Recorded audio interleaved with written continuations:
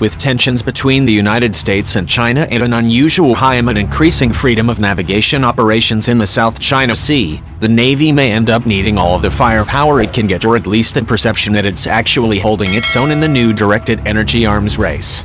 After more than a decade of research and development and upwards of $500 million in funding, the Navy finally plans on testing its much-hyped electromagnetic railgun on a surface warship, in a major milestone for the beleaguered weapons system, Navy documents reveal.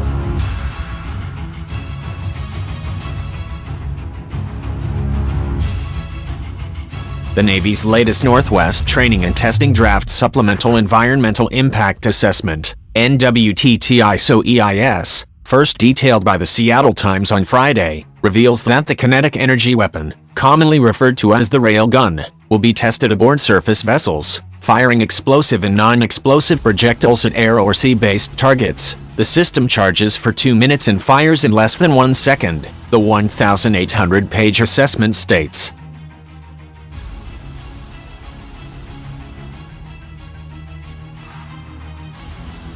The system is shielded so as not to affect shipboard controls and systems.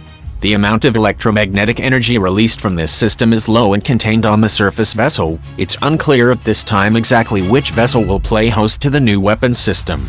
Back in 2015, Naval Sea Systems Command had announced plans to test the railgun aboard the Spearhead-class expeditionary fast transport USNS Trenton, a substitute for the USNS Millinocket, off the coast of Florida in 2016, but that test was subsequently delayed.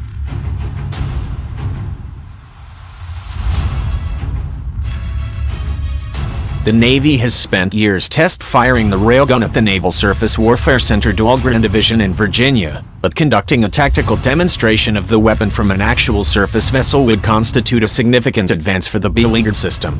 Generating the railgun's electromagnetic fields requires a capacitor base that only electric warships like the USS Zumwalt can currently generate, as Task and Purpose previously reported in December 2017, while other surface vessels would require a major overhaul to incorporate the pulsed power architecture capable of loosing off multi-shot salvos.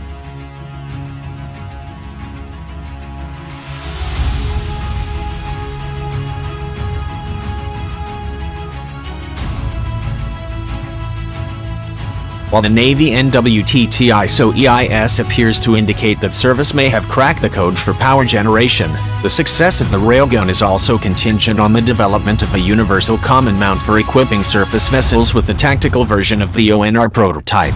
And as Task and Purpose also previously reported, that mount isn't just a technical challenge, but a political one. A 2016 House Armed Services Committee report noted that lawmakers were increasingly worried that changing Pentagon priorities would end up nuking funding for a mount and resigning the system to an R&D limbo of sorts.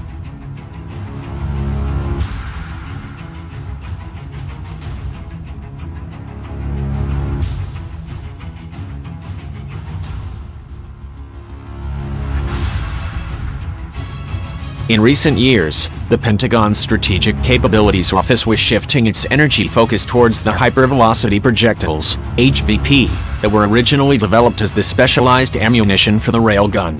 SCO quickly realized the HVP was just as effective when fired from conventional artillery, and the Navy test-fired the HVP from the USS Dewey's Mk-45 5-inch deck guns during the 2018 Rim of the Pacific, RIMPAC, in August 2018.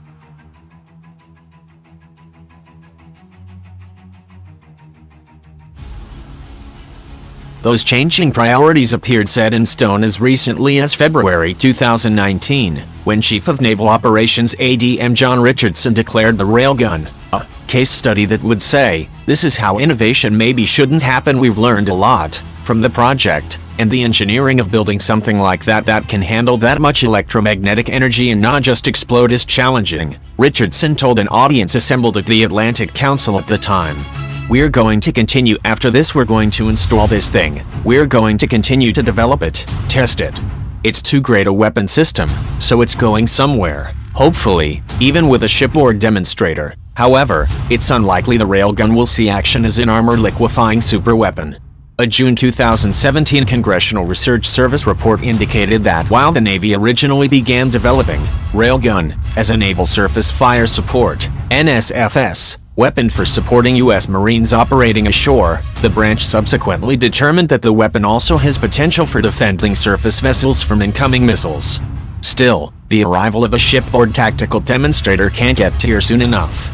In December 2018, photos surfaced of the Chinese Navy Type 072II class landing ship Haiyangshan conducting sea trials with a railgun housing mounted on its bow less than a year after it was first spotted with the supergun while docked at a shipyard, well ahead of the U.S. intelligence assessment's estimated Chinese fielding date of 2025.